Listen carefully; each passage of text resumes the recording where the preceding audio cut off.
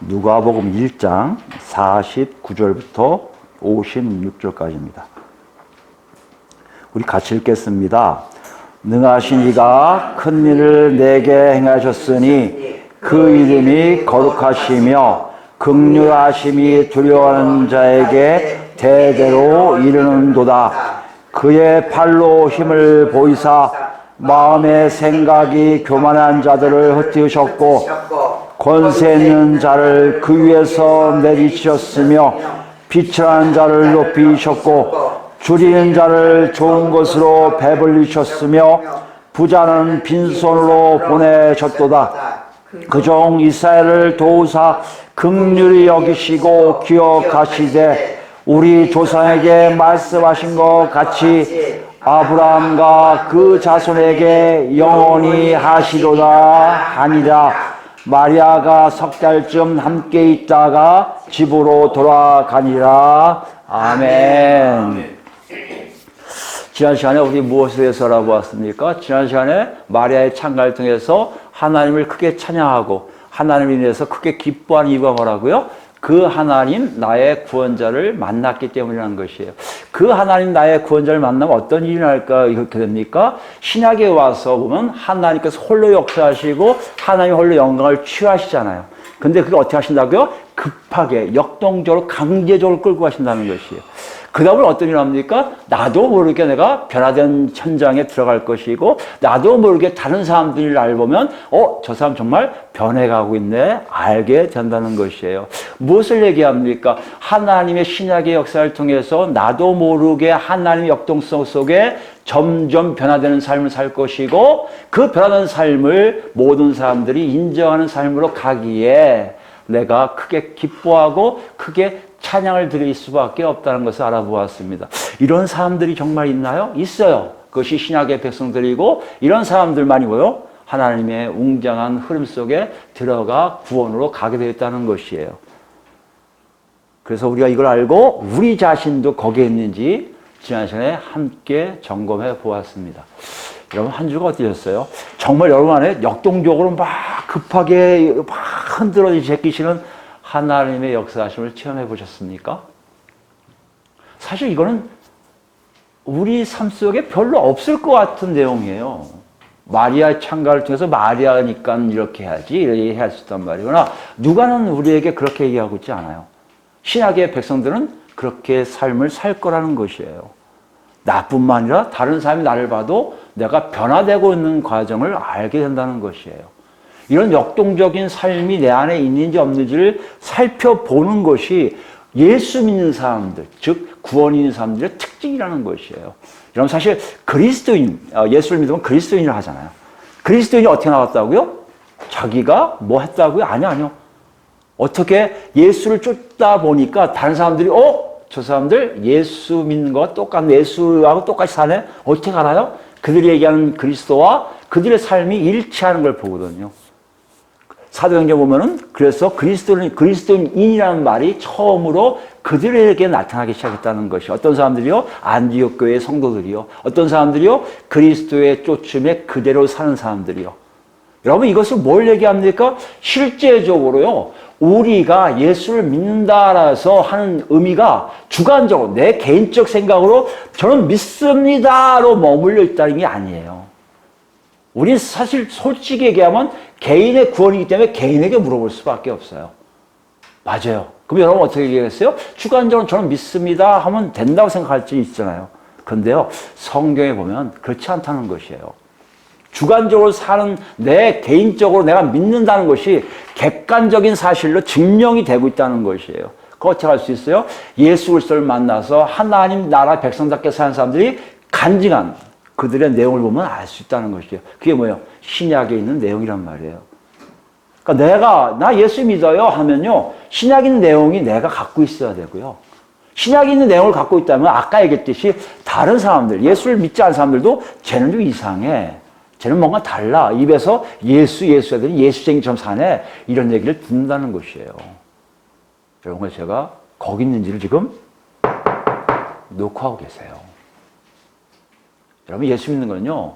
그냥 있다가 종교생활 교회 예배당 왔다 갔다 하다가 죽으면 그냥 천국 천당 가는 게 아니라 실제적으로 살아계신 하나님과 함께 무엇인가가 내가 살아가면서 느낄 수 있는, 어떨 때는 하나님 뜻에 어긋나서 야단도 맞고, 어떨 때는 하나님 뜻대로 살아서 기쁨이 넘칠 때도 있고, 어떨 때는 하나님 주셔서 자기도 모르게 복음이 전달되고, 어떨 때는 자기도 모르게 기도함으로 다른 사람들이 그 기도에 의해서 살아나게 된 역사들을 체험하는 현장 속에 있는 것이 우리의 모습이라는 것이에요. 이렇게 살고 있는 지금 성령께서 놓고 계십니다. 여러분 답은 뭐예요? 우리 답은요, 제대로 가는 길로 갔으면 좋겠어요. 맞습니다. 저 그렇게 살고 있고요, 저렇게 체험합니다 라는 고백이 우리 모두에게 있기를 원합니다. 그럴까요? 네, 오늘 더 나가요. 오늘 보면 여러분 아시겠지만 46절부터 우리가 55절까지 마리아의 창가라는 이름으로 이제 우리 쪽 한 시가 있습니다. 근데요, 여기 보면 알겠지만 지난 시간에 이스라엘인들의 시의 특징이 뭐라고 했어요? 대꾸법이 있습니다. 또 하나의 시의 특징들 보면 여러분 시편을 쭉 읽다 보면 느끼겠지만 자기 개인의 체험을 공동체적 체험으로 이렇게 발전시키는 게 있어요. 내가 체험한 것도 이스라엘 백성들을 체험할 것이고, 내가 체험한 것도 유대인들이 체험할 거라는 게 시의 대부분 내용입니다. 앞에 개인의 체험이 있으면 뒤 후반부에는 공동체적 체험으로 나가는 게 있다는 것이에요. 근데 마리아 창가를 보니까 같은 특징을 갖고 있는 것을 발견하게 돼요. 그게 어디 있습니까? 49절과 50절 말씀이에요. 49절에 내게 행하셨으니라는 하나님이 마리아 자신에게 행했던 일을 기록했는데요. 50절부터는요, 두려워하는 자들에게서요, 자기를 포함한 다른 사람들, 다수의 공동체의 모든 사람들로 향하고 있음을 발견하게 된다는 것이에요. 그 특징 속에, 오늘부터 우리가 다룰 내용들은요, 이거에 더 우리에게 다가가고 우리에게 질문한 내용들이에요. 뭘 얘기합니까? 마리아가 체험한 것을 공동체적으로, 다시 얘기한다면 신약 백성들 전체 다 체험으로 가야 된다는 얘기예요. 마리아가 체험한 것도 누가요? 다른 사람들도 다 체험하게 됐다는 것이에요. 이거를 마리아가 성령을 통해서 노래하는 거거든요. 신약시대의 그 열린 속에서 아직 세례 요한이 탄생하기 전에, 예수님 탄생하기 전에 이미 마리아 몸에 잉태한 예수 그리스도를 통해서 서 있는 거예요. 그것을 열고 있음을 통해서 마리아가 체험한 것을 신약 백성들도 다 체험할 것이라고 지금 보여주고 있다는 것이에요. 누가는 이걸 정확하게 독자들에게 물어봐요. 너희들이 하나님을 체험한 자들이라, 그렇다면 마리아가 체험한 내용들이 너희에게도 있어야 돼라고 얘기하고 있다는 것이에요. 우리에게도 마찬가지예요. 우리가 살필 건 이거예요. 정말 내 삶에 이게 있었네? 이게 있어야 되는데 있었네? 하나님 감사합니다. 이게 없었는데 왜 없지? 하나님 왜 없을까요? 하나님께 다가가는 우리를 원하는 거예요. 누가요? 성령 하나님이요. 그런 의미로 오늘부터 우리 자신, 각자가 마리아의 체험이 나한테 있는지 없는지를 살펴보는 시간을 갖기를 원합니다. 그 첫 시간인데요. 왜 49절부터 시작하냐면, 지난 시간에 49절 했잖아요. 앞에 부분이요. 번역본, 우리가 갖고 있는 한글 성경 번역본은 한 구절로 끝나는 것 같아요. 행하셨으니 그 이름이 거룩하시며, 그러니까 하나 연결되고 있는 것 같은데요. 다른 번역본을 보면 끊겨져 있습니다. 행하셨기 때문입니다. 그 이름이 거룩하시며, 이렇게 있어요. 어떻게 보면 다른 것을 연결하고 싶은 어떤 해석이 나옵니다. 실제로 헬라어 성경을 봐도 그렇게 해석할 수가 있어요. 연결해서 할 수도 있지만 분리해서 할 수도 있다는 것이에요. 그런데 아까도 얘기했지만요, 개인의 체험이 공동체적 체험으로 넘어가는 입장에서 중요한 것이기 때문에 무엇인가 하나 마리아 창가를 통해서 성령께서 집어넣으셨는데요. 그 집어넣으신 것이 핵심적인 우리에게 뭔가를 알려주는 요소가 되는, 말처럼 키가 되는 거예요. 우리가 정말 체험했냐에 그 모든 것을 다룰 수 있는 것이 뭐예요? 키인데, 그 키가 바로 49절 끝난 후반에 있다는 것이에요. 이것이 50절부터 연결시키고 있거든요. 그러니까 49절과 59절 안에 가운데 삽입된 어떤 하나가 다음 것을 이끌어가고 있음을 우리가 안다는 것이에요. 그게 뭐예요? 49절 후반에 있는 그 이름이 거룩하시며예요. 여기서 그라는 것은, 헬라 성경에 보면 그라는 것은 정관사가 아니라 인칭 대명사 소유격이에요. 그의 이름이에요. 그가 누굽니까? 위에서 쭉 보면 알겠지만 하나님이세요. 하나님의 이름이 거룩하다는 것이에요. 아니, 하나님의 이름이 거룩하다? 하나님이 거룩하다 하면 거룩하다고 그랬지 왜 하나님의 이름이 거룩하다고 얘기했을까요? 여러분, 이름을 뭘 얘기합니까? 어떤 존재를 표현하는 내용이에요. 아무개 하면 그 사람이 갖고 있는 특징들을 다 사람들이 인식하고 있다는 것이죠. 물론 히브리어에는요, 그 이름 안에 그 사람의 일생이 뭔지를 보여준 내용들이 다 있단 말이에요. 예수를 하면 구원시킬 자들, 구원받게 하는 자, 이런 의미가 있듯이 이름이 더한단 말이에요, 히브리어는요. 그럼 우리도 마찬가지예요. 그냥 박문정 하면 박문정의 특징들을 여러분이 기억하게 될 거란 말이에요. 이름과 함께. 마찬가지로 하나님의 이름이 거룩하다는 얘기는 하나님의 어떤 일에 대해서 특별하게 거룩성을 집어넣었다는 것이에요. 그 일이 뭘까요? 굉장히 많을 거 아니에요. 더군다나 마리아가 신약과 구약 사이에 있는 사람이라면 구약에 우리가 쭉 보면 알겠지만 여호와의 이름이 되게 많아요. 여러분 알겠지만 라파, 이레, 또 이시, 달이시 다 있잖아요. 그런 것들요. 그게 굉장히 많아요. 그리고 전능하신 하나님, 다 이런 또 이름에 속해 있는 거란 말이에요. 그러면 여기서 그걸 어느 건지 우리가 모르잖아요. 마리아가 그걸 얘기하고 싶었을까요? 그럴 수도 있어요. 그러나 이 문장 안에서 보면 마리아가 얘기하고 싶은 어떤 한 이름이 있음을 보는데요. 그게 지난 시간에 했던 게죠. 뭐죠? 능하신 이란 말이에요. 능하신 이도 하나님을 지칭한 내용이었거든요. 능하신 이예요. 하나님을 어떻게 얘기한다고요? 능하신 이로 표현했단 말이에요. 능하신 이가 어떤 거였죠? 여러분 지난 시간에 얘기했지만 전투에 나간 전사처럼 돌진하는 하나님의 모습. 이거 어디에서 나온다고요? 구약의 모습보다는 신약에서 역사하실 하나님의 모습이란 말이에요. 지금 마리아는 뭘 얘기하는 거예요? 그의 이름이 거룩하다는 얘기는요. 능하신 이가 거룩하다는 얘기고, 능하신 이가 거룩하다는 얘기는 신약 시대에 와서 자기가 처음으로 접한 하나님은 자기에게 너무 능하신 거예요. 자기를 낚아챘거든요. 아무것도 자기가 없는 자기에게 하나님이 오셔서 잉태하게 하셨거든요. 그죠? 그리고 사람들로 하여금 복이 있다고 듣게 하신 놀라운 역사를 봤거든요. 그 신약의 하나님을 이 사람이 마리아가 체험한 다음에 그 외침이 뭐예요? 그 신약의 하나님, 내가 만난 마리아, 내가 만난 능하신 이인 하나님은 거룩하시다라고 외치고 있다는 것이에요. 이 의미는 마리아가 개인적인 체험으로 외침인 바로 거룩성이라는 것이에요. 누가요? 능하신 이가 거룩하십니다라는 뜻이에요. 우리도 같이 가잖아요. 신약 백성들이잖아요. 그럼 여기서 거룩이 뭐예요? 거룩하다고 하면 많은 경우에 우리는 참 잘하는 단어예요. 그죠? 성경을 좀 이해하신 분들은 거룩하다 하면 다 이해가 돼요. 대부분 목사님들이나 학자들이 얘기하는 건요, 분별함을 얘기해요. 왜 그게 나오냐면 실제적으로 원래 이 거룩하다는 단어의 히브리어도 그런 의미예요. 히브리어로 거룩하다는 단어가 있는데요. 그 단어의 의미가 뭐냐면 이게 너무 귀해서 특별나서 조심스럽게 다룰 어떤 것을 얘기해요. 특별하게 관심을 가져야 할 어떤 것을 얘기해요. 근데 그 왜 특별하게 그걸 다뤄야 됩니까? 이거는 하나님께 바칠 제의적인 용도별로 의해서요. 용도에 의해서 구별시키는 것이 거룩하다는 뜻이에요.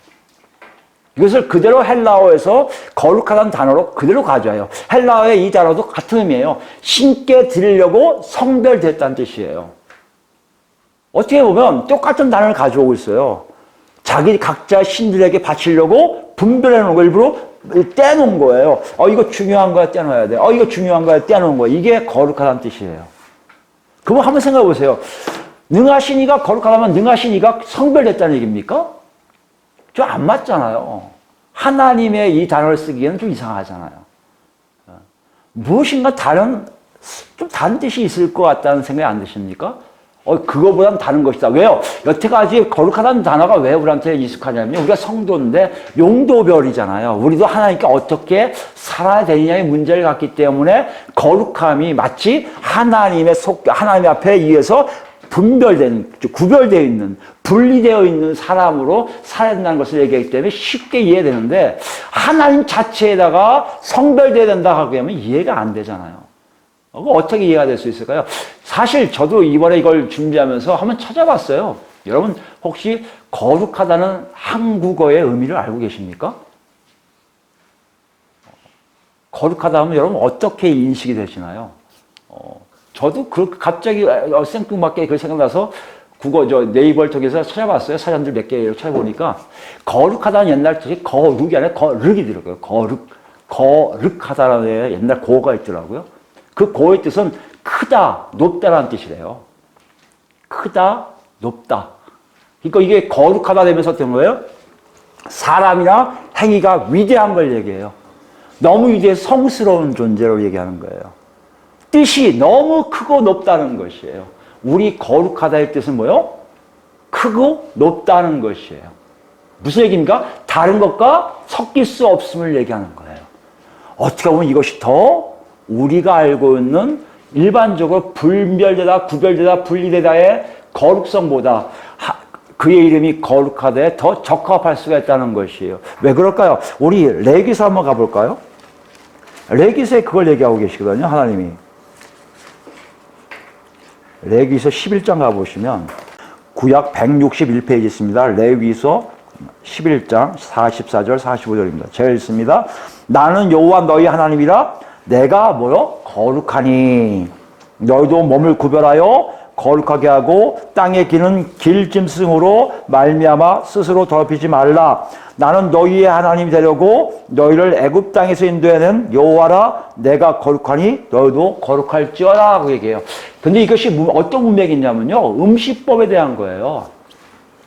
정결한 음식과 부정한 음식이 뭔지를 구별시키는 내용 중에 나온 내용이에요. 여기에 거룩함은 뭐예요? 같이 섞일 수 없음을 얘기합니다. 아까 그냥 분별되다, 구별되다, 분리되다를 더 강화시키는 거예요. 존재론적으로 거룩함을 얘기한 거예요. 용도별이 아니에요. 하나님 자체가 떨어져 있는 분이에요.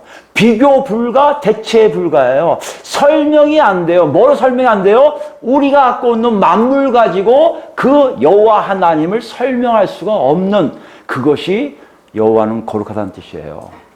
어떻게 보면 여호와는 거룩하다고 하면요, 거룩성 자체가 여호와 하나님을 지칭하는 단어이라는 얘기예요. 그렇기 때문에 우리가 거룩하다고 얘기하는 이유는, 음식을 가려 먹음으로 거룩하다는 얘기는 음식을 가려 먹기만 하면 너는 내 거로 인정해 주시겠다는 말씀이라는 거예요. 용도별에 분별되고 구별되고 분리되라는 얘기는 용도별이에요. 내 것으로 만들어 주겠다, 인정하겠다는 얘기고요. 하나님이 여호와가 거룩하다고 말씀하신 내용은 뭐라고요? 온전히 하나님 자체가 모든 피조물뿐만 아니라 이 땅에 어떤 것도 하나님과 견줄 것이 전혀 없다는 것이에요.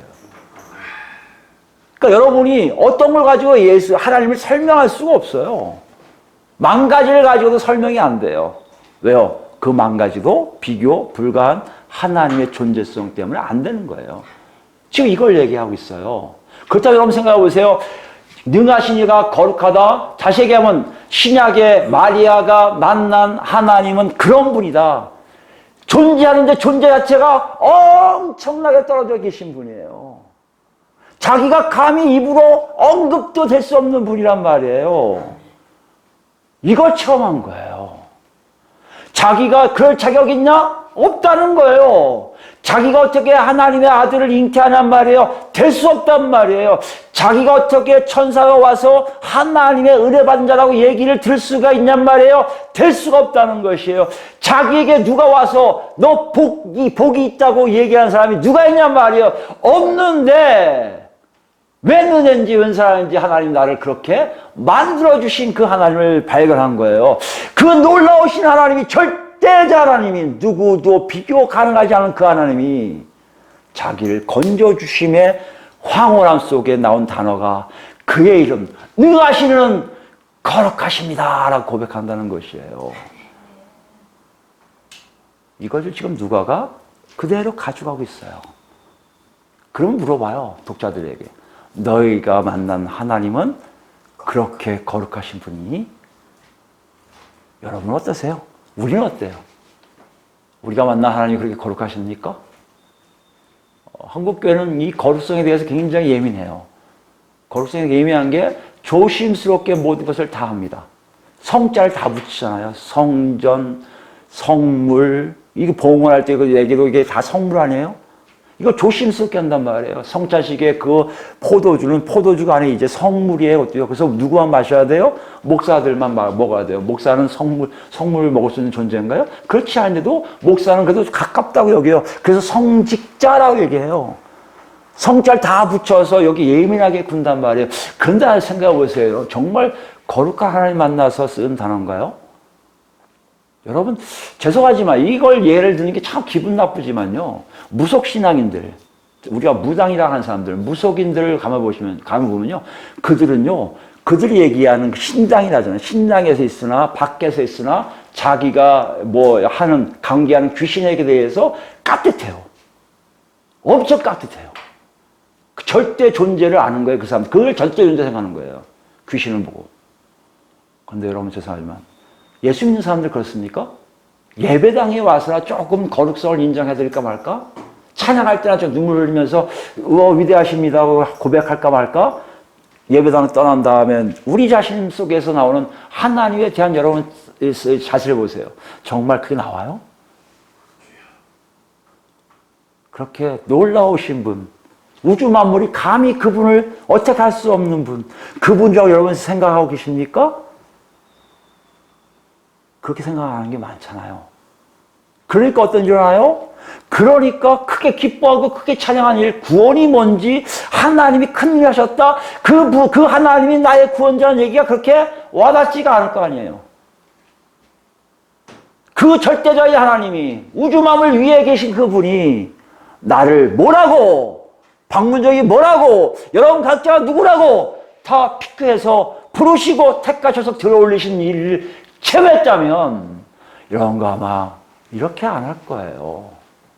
예배당에서 하나님께 예배드리는 것뿐만 아니라 어디에 있든지 간에 하나님을 대하는 내 태도가 달라져 있음을 다 알게 될 거라는 것이에요. 지금 누가는 독자들에게 그리고 우리에게 그것을 질문하고 있어요.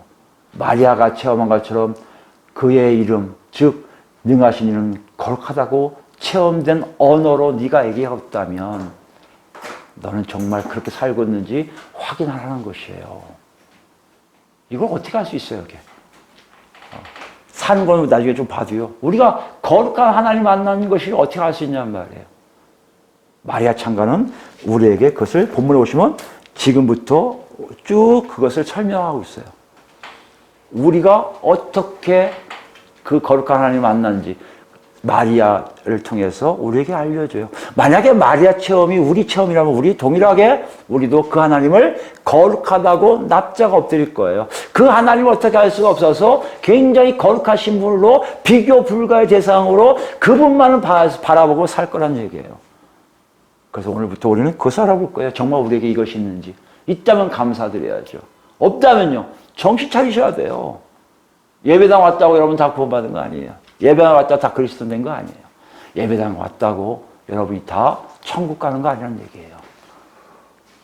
아까도 했지만 마리아의 체험이 신약 백성들 체험이 돼야만이 우리가 진정 하나님 나라의 안에 있음을 안다는 것이에요.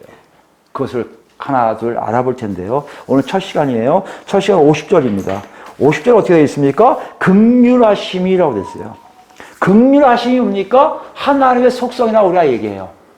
왜 이 속성을 얘기할까요? 긍휼하심이 우리 몰라요? 알아요. 근데 왜 그런 것을 얘기할까요? 다시 얘기할까요? 하나님의 거룩성을 설명할 게 하나도 없어요. 근데 신기한 게 뭐예요? 하나님의 거룩성을 이해하게 하시기 위해서 하나님이요, 어떤 단어를 생각나게 하세요. 누구에게? 인간들에게요. 그것을 속성으로 표현하시는 거예요. 나는 이것을 갖고 있어. 나는 이것을 갖고 있어. 그 중에 하나가 뭐라고요? 긍휼하심이에요.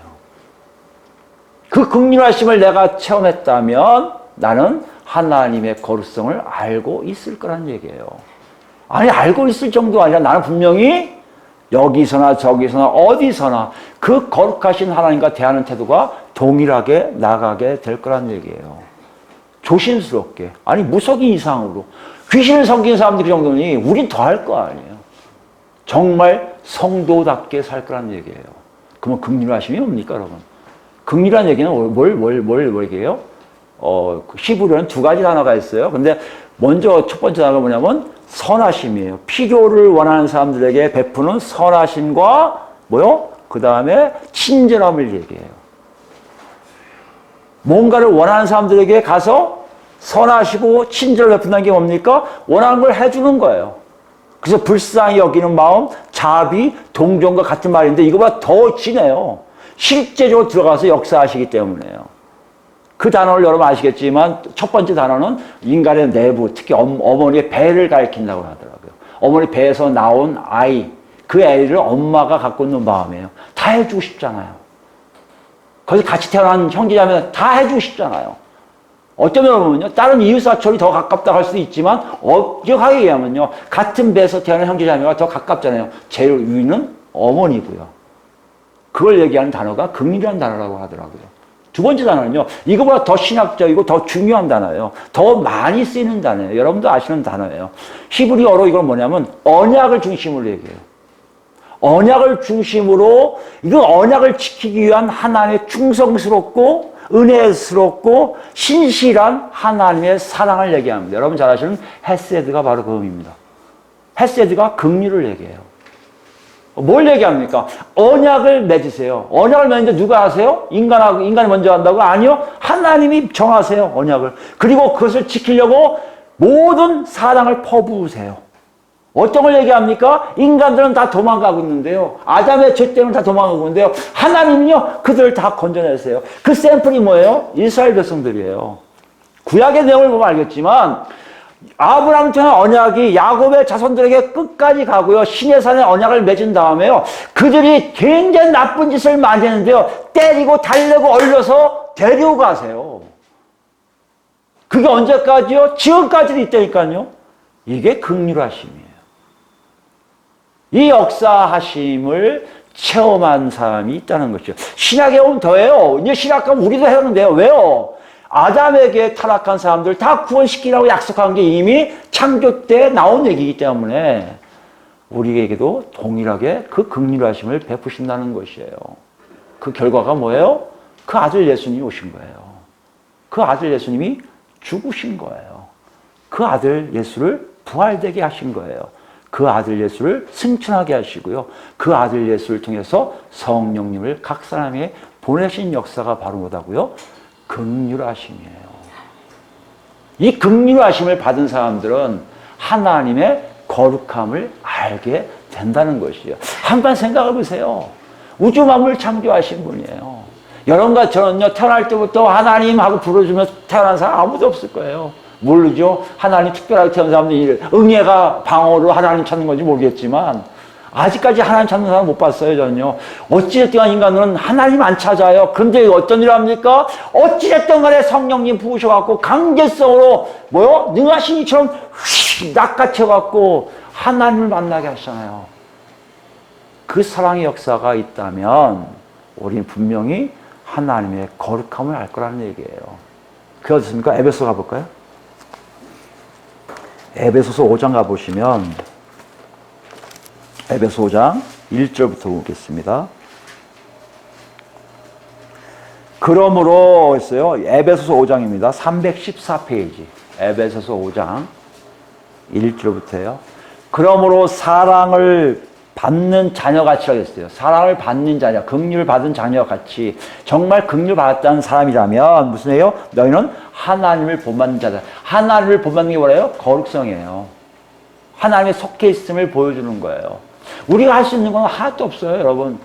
하나님의 거룩성에 들어갈 수 있다고요? 우리 못 들어가요. 하나님이 해 주셔야 돼요.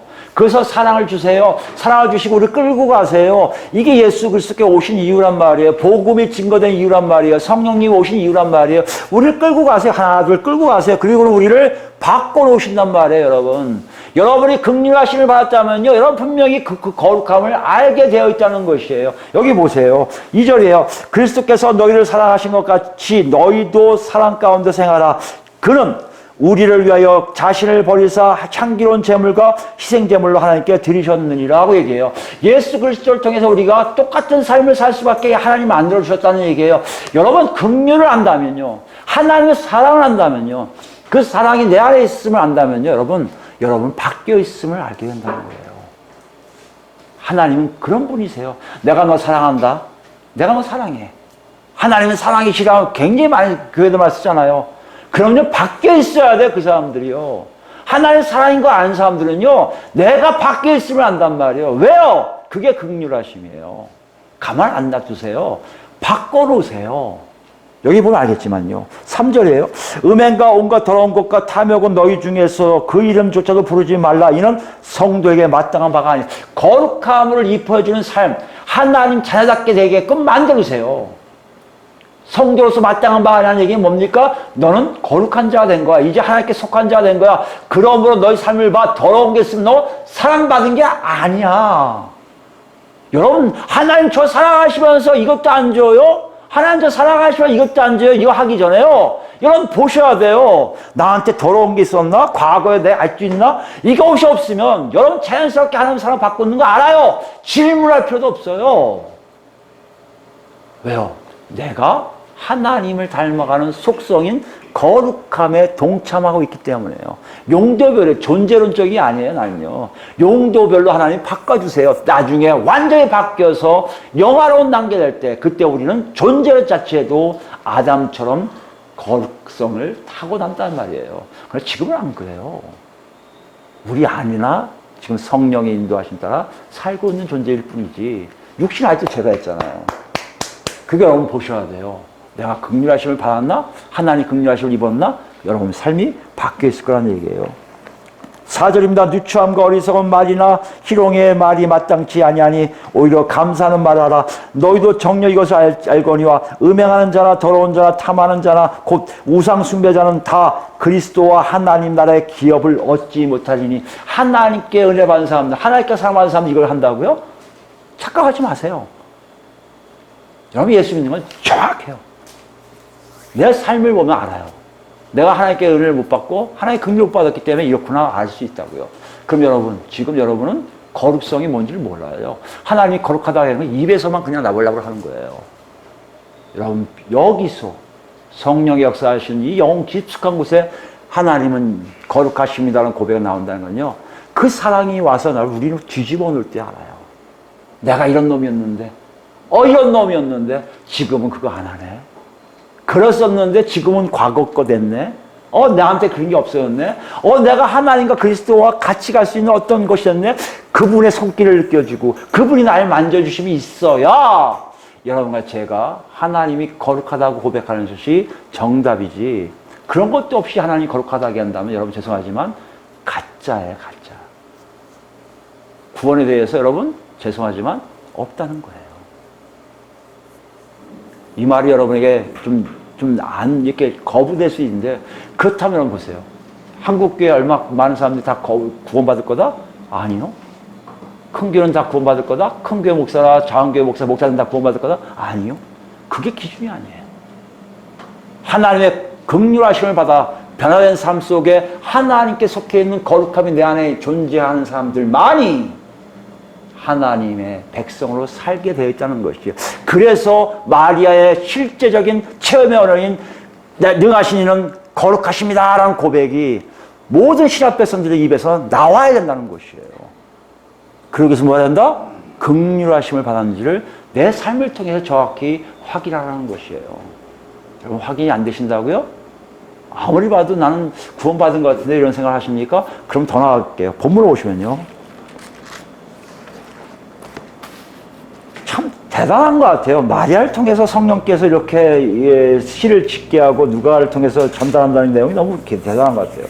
긍휼하심이 누구에게 있는지 보세요. 긍휼하심이 있는 것은 마치 기쁜 사람이 있는 것 같잖아요.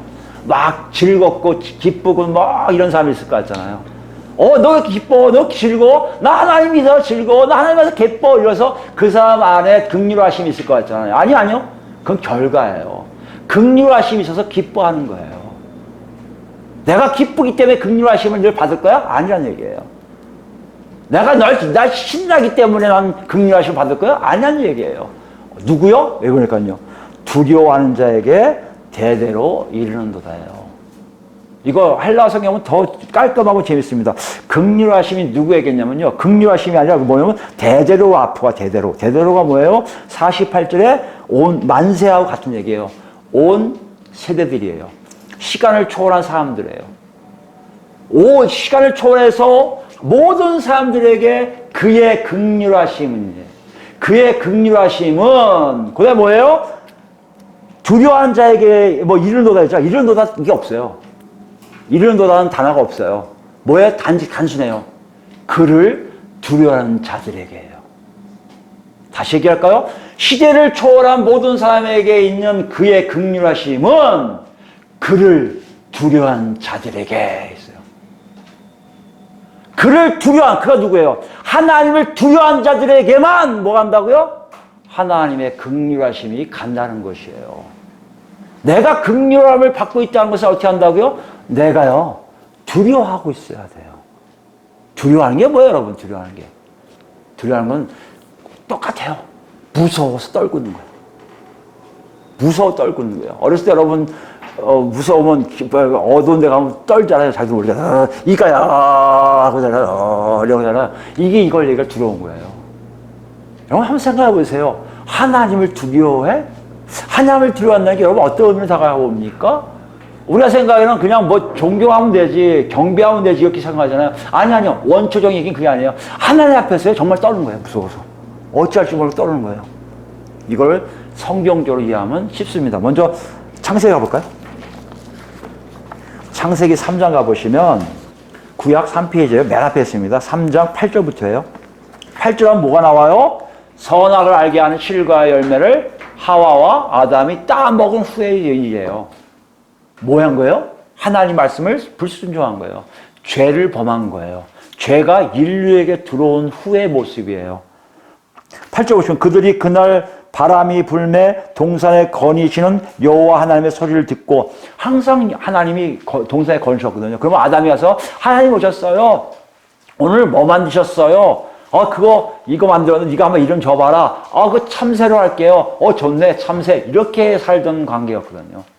근데 여호와의 거니시는 소리를 듣고 아담과 그의 아내가 여호와 하나님의 낯을 피하여 동산나무 사이에 숨은지라. 그 여호와 하나님 안 불러 도망쳐요. 그때 9절 보세요. 여호와 하나님이 아담을 부르시며 그에게 이르시되 내가 어디 있느냐. 아담아 아무리 봐도 없거든요. 항상 쫙 서서 뛰어오는 그 아담이 오늘따라 안 나타나는 거예요. 모르셨을까요? 아셨죠. 그럼 물으시는 거예요. 아담아 내가 어디 있느냐. 왜 피하는지를 물어보시는 거예요. 왜 피하고 있니? 빨리 나와라 이거거든요. 그때 나왔으면 될 텐데 못 나와요. 왜 못 나온 줄 아십니까? 10절 보세요. 이르되 내가 동산에서 하나님 소리를 듣고 내가 벗었으므로 두려워하여 숨었나이다 그래요. 무서워서. 하나님 소리가 무서운 거예요.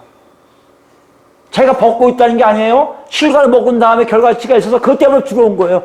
과거에는 그렇지 않았거든요. 벗고 있어도 아무렇지 않았거든요.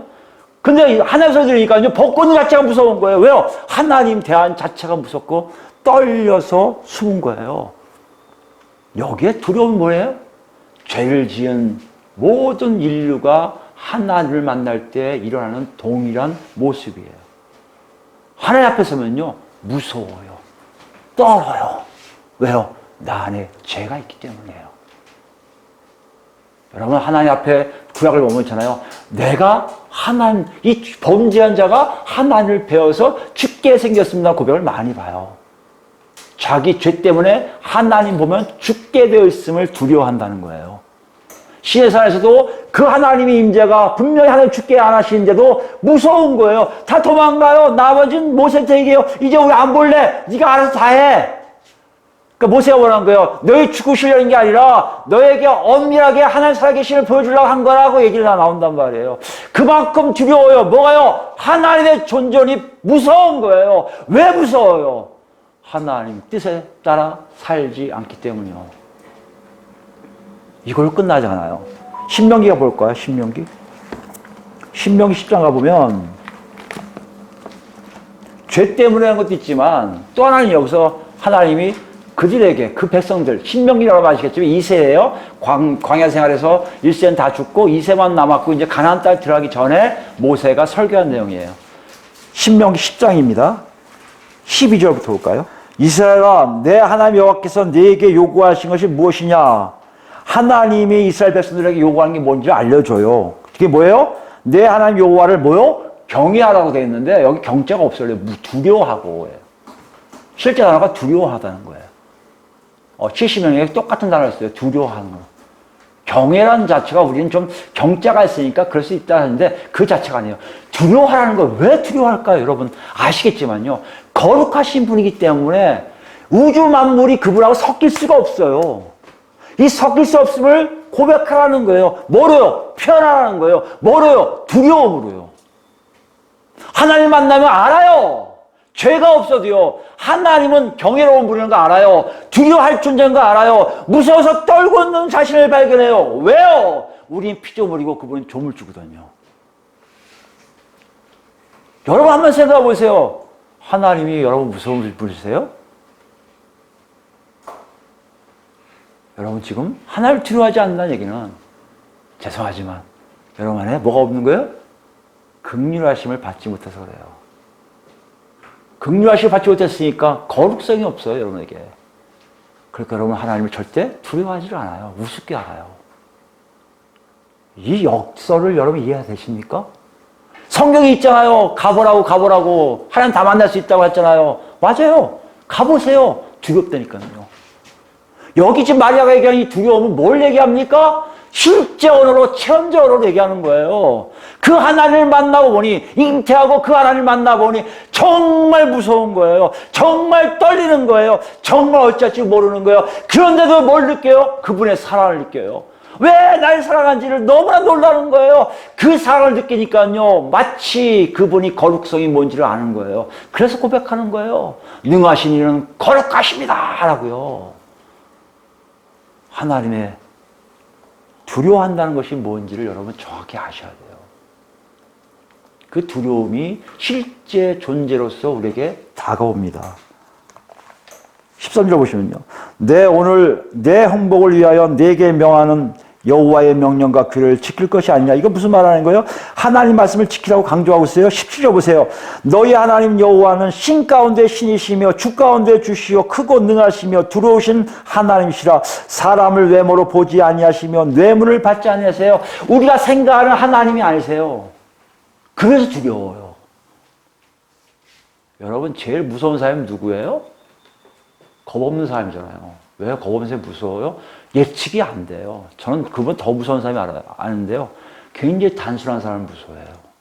단순한 사람은요, 어떻게 될지 몰라요. 저같이 복잡한 사람이 머리 굴려서 아무리 접근해도요, 단순한 사람을 이길 수가 없어요. 그 단순함은요, 그 단순함들을 이해를 해야 알 수 있어요. 하나님이 그러신 분이에요.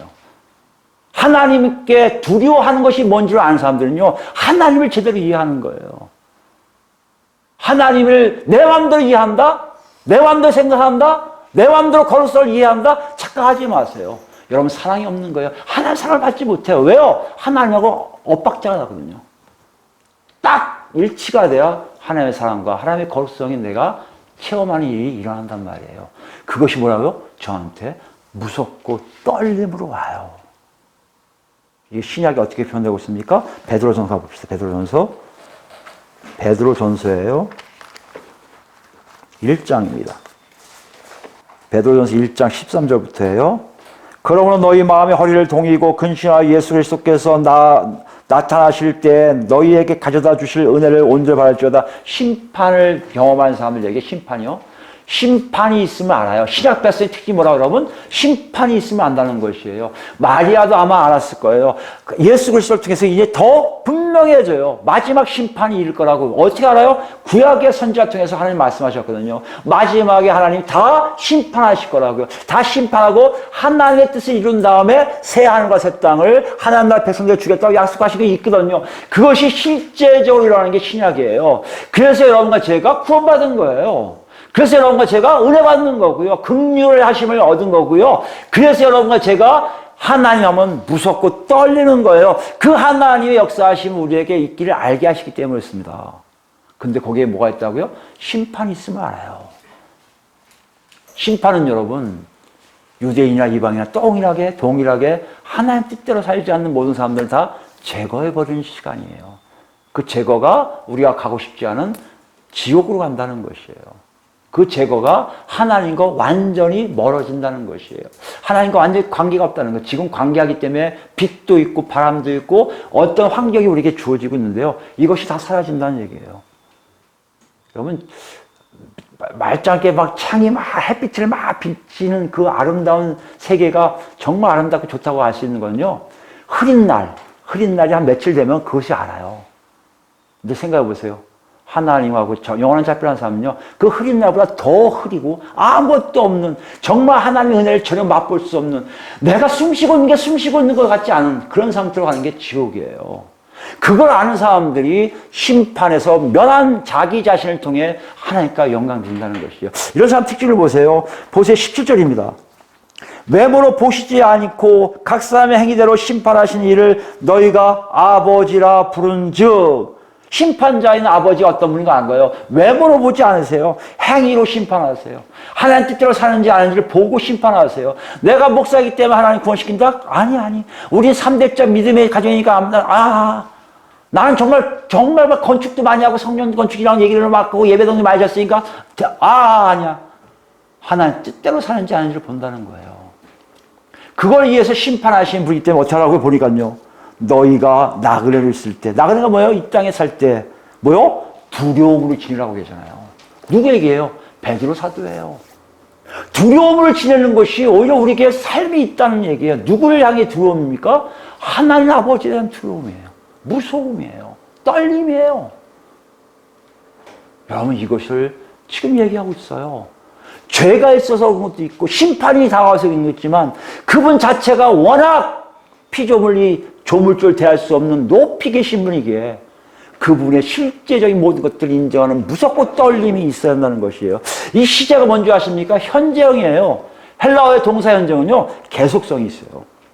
매번 떨려야 돼요. 누구만 나오면요, 하나님 아버지 하면 떨어야 돼요. 조심해야 돼요. 하나님 아버지께서 죽이려면 죽여 말고 있나? 여러분 죄송하지만 두려움이 없는 거예요.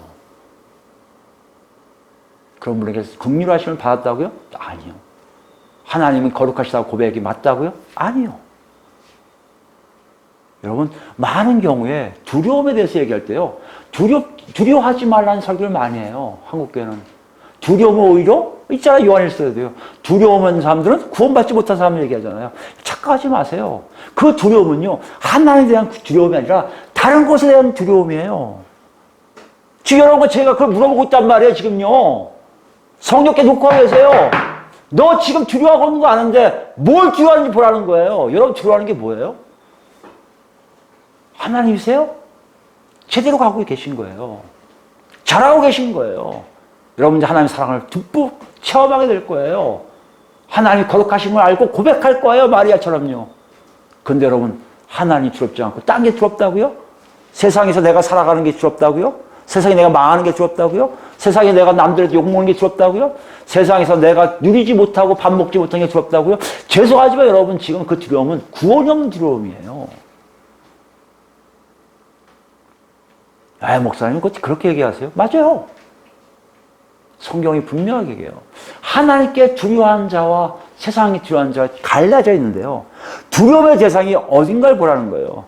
그 두려움의 대상이 곧 내 구원을 얘기한다는 것이에요. 사람이 아니고, 이 땅이 아니고, 건물이 아니고, 돈이 아니라면, 하나님께 있다면 여러분은 구원받은 것이고요. 그 하나님께 두려움이 아니라 다른 거 다 두려움이 있다면, 공부 잘하는 것, 좋은 학교 가는 것, 건강한 것, 여기에 두려움이 있다면 죄송하지 여러분, 지금 하나님과 관계없음이에요. 왜요? 긍휼하심을 받지 못해요. 왜요? 하나님이 거룩하신지 몰라요. 마리아가 얘기한 진짜 출발하는 그 선상에서 하나님 누구신가를 고백하는 그 고백을 못하고 있다는 거 아니에요. 그럼 그 사람들 신할 백성입니까? 아니란 얘기 아니에요. 나왔어요, 이제요. 그 우리를 점검해 보자고요. 제대로 가고 있습니까? 하나님 앞에서 두려워하십니까? 하나님 무섭고 떨리십니까? 조심하려고 노력하십니까? 하나님 앞에서 잘 보이려고 애쓰고 계십니까? 잘 가고 계세요. 그런데 저희가 아직 은혜가 없다고요? 긍휼하심 없다고요? 조금만 더 기다리세요. 아직 여러분이 못 찾는 거예요. 더 하나님 좋으실 거예요. 더 주이실 거예요. 아주 잘나고 하실 거예요. 지난 시간에 봤듯이 막 흔드실 거예요. 딴 거 다 떨어지려고. 떨어지고 나면요, 하나님의 사랑을 받아요. 하나님의 사랑을 받으면요, 정말 그 하나님이 거룩하심을 알아요. 그분만 있으면 모든 게 만사오케이예요. 그 거룩하신 하나님의 내가 그 거룩성을 하나님 용도별이라도 박문정 너 내가 성도로 인정하고 하나님이 딱 성령으로 날 인치신다면 저는 만사오케이예요. 내게 오직 들어올 분은 하나님 한 분인 거 알아요. 잘 가고 계신 거예요. 그건 아니라고요? 땅이 다 두렵다고요? 여러분 주 예수 만나셔야 돼요. 아버지 하나님 만나셔야 돼요. 마리아처럼요. 보잘것없는데 내가 받을 것도 하나도 없는데 하나님 부르심이 나에게 분명히 있음을 아셔야 돼요. 이 노크 소리 여러분 어떻게 지금 응답하고 계십니까? 가고 계십니까? 그렇다면 마리아 창가가 여러분과 제 창가가 될 거예요. 없다고요? 아마 이 마리아 창가가 아마 여러분한테 하도 은혜가 안 될 뿐만 아니라 뭐 이렇게 자꾸 길게 써갖고 날 괴롭혀? 아마 이럴 거예요. 이 분명한 차이를 여러분 아신다면 여러분의 그 노크 소리에 귀 기울이시고 걸어가셔야 돼요. 만약에 예수 만나러 가면요. 지금 이 시간부터 여러분 마음속에 다짐하세요. 작정하세요. 나 예수 안 믿으면 못 살겠다. 나 예수님 만나야 해. 하나님 아시죠? 저 예수님 만나야 됩니다. 예수님 저 만나게 해주세요. 하나님 아버지 만나게 해주세요. 이 마음 절대 떠나면 안 돼요. 계속 여러분이 옥죄셔야 돼요. 옛날에 있었는데 지금 없다? 더 문제예요. 성령님께 간청해야 돼요. 나 소멸 되신 성령님 좀 살려주세요. 제가 이렇게 못 살았네요. 몰랐네요, 저요. 제가 예수 믿다고 착각하고 있었어요. 저 천국 간다고 착각하고 있었어요. 저 잘 될 거라고 착각하고 있었어요. 하나님 잘못했어요. 용서하세요. 저 좀 살려주세요 해야 돼요. 그렇지 않은 사람들은 알아요. 얼굴에 기쁨이 넘치고 찬양이 넘칠 뿐만 아니라 하나님이 거룩하면 여러분 납작 엎드리고 걷는 자신을 발견할 거예요. 그 이맛박이 땅에다 그 하나님 앞에 발가락만 봐도 좋아서 그 발가락 만지려고 기어하고 있는 여러분을 발견할 거예요. 그러고 있다면 여러분은 복 있는 자예요. 그렇게 하라고 말씀하세요. 오늘 마지막으로 시편을 볼 텐데요. 시편 103편입니다. 시편 103편은 다윗의 시인데요. 어떻게 보면 여러분 집에서 한번 쭉 읽어보세요. 쭉 읽어보시면 정말 마리아가 창가 속에 이걸 집어넣고 싶어 하는 것 같은 느낌이 들 정도로 비슷한 내용이 많아요. 다윗이 구약 백성인데 성령을 통해서 하나님을 만난 사람이라 달라요, 좀. 신화 이 내용들이. 여러분 이 안에서 여러분과 제가 있기를 발견하기 원해요. 다윗은 여러분 다시 얘기하지만 신약 백성 아니에요? 그런데도 이걸 느껴요. 그렇다고 우리는 더 느껴야죠. 1절부터 보시면 내 영혼아 여호와를 송축하라. 내 속에 있는 것들아 다 그의 거룩한 이름을 송축하라. 내 영혼아 여호와를 송축하며 그의 모든 은택을 잊지 말지어다. 하나님을 만난 자만이 얘기할 수 있는 노래예요. 송축해야 돼요. 찬양 드려야 돼요. 크게 외치는 거예요. 이게 좀 마리아 창가와 같잖아요. 11절 넘어갑니다. 이는 하늘이 땅에서 높음같이 그를 경외하는 자에게 그의 인자하심이 크심이로다. 여기 경외하는 자를 두려워하는 자라고 바꾸면 돼요. 그를 두려워하는 자에게 그의 인자하심, 그의 긍휼하심이 크심이로다. 다윗도 알아요. 구약 백성인 다윗도 안 거예요. 하나님을 하나님 앞에 무서워 떠는 자들에게 하나님 사랑을 주시는 거 알아요. 이 역설적인 것을 여러분 깊이 여러분 마음속에 가져가세요. 우리는 행복하면 그러니까 생각해보세요. 맨 우는 자들에게 복이 있고요. 웃는 자들에게 화가 임할 거라고 말씀하세요. 마지막 때는요. 뒤집어지는 게 많아요. 앞으로 보면 다 뒤집어져. 두려워 떨고 자에게 복이 있다는 말이 됩니까? 그런데 그게 말이 돼요. 누구에게 하기 때문에요? 살아 역사하시는 하나님 아버지께 향하기 때문에, 그분의 은혜를 받기 때문에, 그분의 긍휼을 받기 때문에, 그분이 누군지 정확히 알기 때문이라는 것이에요. 다윗도 그걸 고백해요. 12절입니다. 동이 서에서 먼 것 같이 우리의 죄가를 우리에게서 멀리 옮기셨으며, 그걸 아는 자예요. 나 기가 막혀 죽겠어요. 그죠? 우리 뭐예요? 다윗보다 더 몰라요. 우리는 욕할 수 있잖아요. 밧세바를 취한 나쁜 놈이라고 욕할 수 있지만, 그런데 하나님 인정받는 합한 자 아니에요. 어떻게 이래요? 하나님을 만났으니까요. 성령을 통해 하나님과 삶이 뭔지 아는 사람이니까요. 여러분 시를 통해서 우리가 부러움을 가져야 돼요. 13절에 아버지가 자식을 긍휼히 여긴 같이 여호와께서는 자기를 또 두려워하는 자를 긍휼히 여기시나니, 마리아가 마치 이걸 계속 반복하는 것 같죠? 14절입니다. 이는 그가 우리의 체질을 아시며 우리가 단지 먼지뿐임을 기억하심이로다. 다윗은 그걸 아는 거예요. 우리 존재가 아무것도 아닌 것을 아시는 거예요. 누가요? 하나님이요. 거룩하신 하나님, 우리는 아무것도 아닌 존재가 아는 거예요. 그러니까 은혜를 베푸시는 거예요. 그러니까 사랑을 주시는 거예요. 그런 자가 어떻게 전능하신 하나님 앞에 무섭고 떨고 있냔 말이에요. 하나님 너무 이쁜 거예요. 지어놈이 나를 아는구나 하고 이뻐하시는 거예요, 여러분. 여러분 존재를 아십니까? 먼지예요. 여러분 체질을 다 아시는 하나님 아세요? 아무것도 아닌 존재예요. 우리 너무 우리를 높게 연결하잖아요. 내가 다 할 수 있다고 생각하잖아요. 우주 만물 다 창조할 수 있다고 착각하잖아요. 아니요. 우리가 할 수 있는 건 아무것도 없어요. 그걸 아는 자들은 하나님을 무서워해요. 하나님을 두려워해요. 15절입니다. 인생은 그날이 풀과 같으며 그 영화가 들의 꽃과 같도다. 그것은 바람이 지나가며 없어지나니 그 있던 자라도 다시 알지 못하거니와. 인생 자체가 알아요.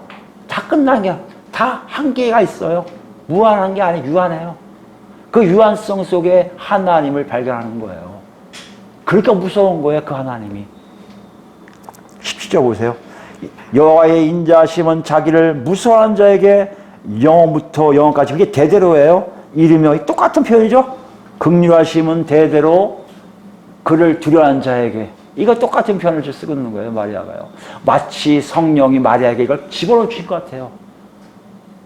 뭘 얘기합니까? 시대를 초월해서. 이거 얘기해요. 시대를 초월해서 하나님을 제대로 만난 자들은요, 하나님을 두려워해요. 하나님을 무서워해요. 하나님 앞에 떨고 있어요. 자기 자신이 어떤 존재인 걸 알기에.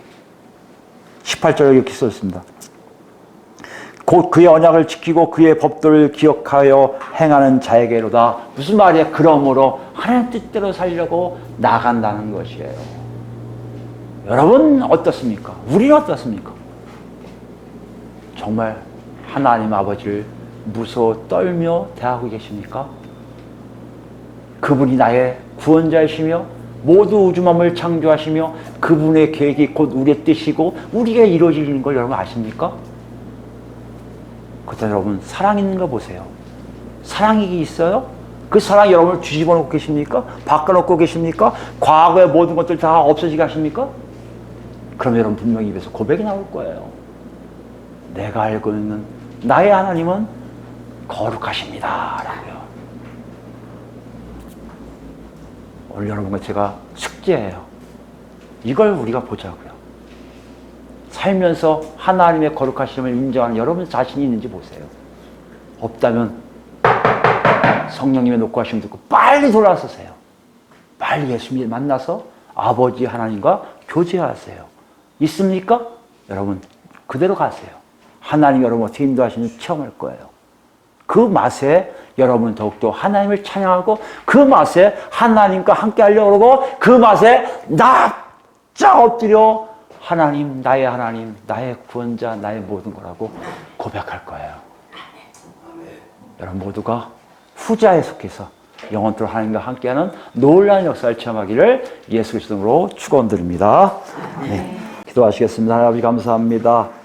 오늘 주신 말씀에 우리를 봅니다. 우리는 입으로 늘 하나님의 영광을 위해 살겠다고 하는데 하나님의 영광대로 살지 못할 때가 많이 있습니다. 하나님 뜻대로 살겠다 하면서도 하나님의 인도하신 대로 살지 않고 내 마음대로 살고자 하는 것이 너무 많이 있습니다. 아버지, 우리 마음속에 오늘 주신 말씀처럼 하나님을 제대로 만날 수 있도록 주인도하여 주시옵소서.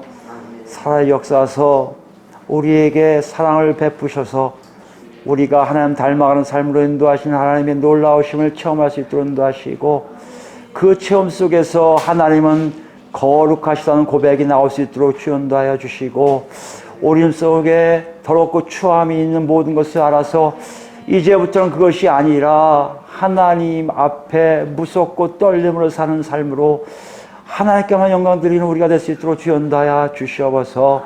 이 모든 것은 우리 힘을 대지 않음을 고백합니다. 오직 성령께서 아버지를 만나게 해주셔야 함을 아는데 하나님 허락하여 주시옵소서. 만나 주시옵소서. 듣게 하여 주시고 주님의 손길을 체험할 수 있도록 인도하여 주시옵소서. 아버지, 더욱더 하나님께 나아가는 우리 삶이 더욱더 있기를 원합니다. 우리가 그동안 살았던 모든 것들을 회개하며 진정 하나님 원하시는 삶을 갈 텐데, 아버지, 우리에게 진정 이런 모든 것들을 체험할 수 있도록 주 성령 강권적으로 역사 인도하여 주시옵소서.